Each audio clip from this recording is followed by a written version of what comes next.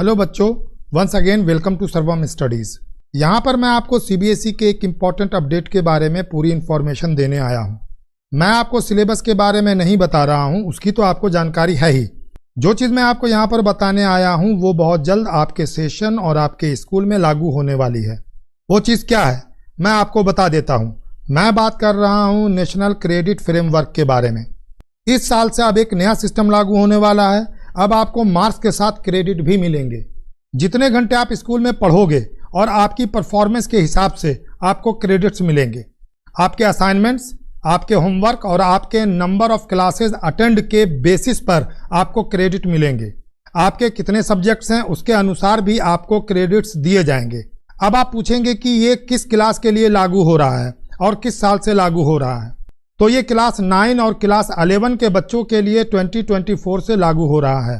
अगर इस सिस्टम की रिपोर्ट अच्छी आएगी तो फिर ये 10th और 12th के बच्चों पर भी लागू कर दिया जाएगा, लेकिन उनके साथ नेक्स्ट एकेडमिक ईयर यानी 25-26 में क्लास 10 और क्लास 12 पर लागू होगा।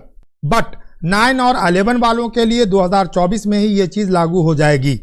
अब इसमें क्या क्या चीज़ है यहाँ पर मैं आपको पूरी इंफॉर्मेशन देता हूँ। पूरे साल में आपके टोटल लर्निंग आवर्स 1200 घंटे होंगे। आप स्कूल में डेली 6 से 8 घंटे बिताते हो, उस हिसाब से स्कूल में आपके टोटल लर्निंग आवर्स 1200 घंटे बनते हैं। पूरे साल में आपके 1200 घंटे यूज होंगे स्कूल में, जिससे आपको मिलेंगे पूरे 40 क्रेडिट्स। यानी 30 घंटे स्कूल में पढ़ने पर आपको 1 क्रेडिट मिलेगा। 40 क्रेडिट आपको मिलेंगे 5 सब्जेक्ट्स पर। आप 9th के स्टूडेंट्स हैं और आपने 5 सब्जेक्ट्स ले रखे हैं तो आपको मिलेंगे 40 क्रेडिट्स। लेकिन अगर आपने 6 सब्जेक्ट्स लिए हैं तो आपको 47 क्रेडिट्स मिलेंगे, और अगर आपने 7 सब्जेक्ट्स लिए हैं तो आपको 54 क्रेडिट्स मिलेंगे।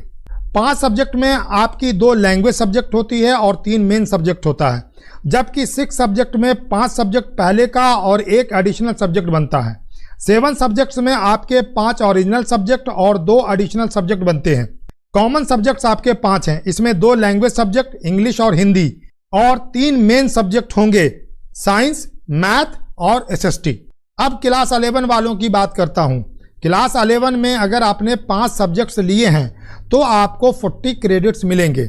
अगर आपने 6 सब्जेक्ट्स ले रखे हैं तो आपके क्रेडिट्स बनेंगे 47। 5 सब्जेक्ट्स में 1 आपकी लैंग्वेज होनी चाहिए और 4 मेन सब्जेक्ट्स होने चाहिए। स्कूल में आपका 1 पीरियड कितनी देर का होगा?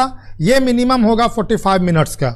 ये रूल अब हर स्कूल में लगाया जाएगा और इसी रूल से अब आपको पढ़ाया जाएगा और इसी पर आपको क्रेडिट्स दिए जाएंगे।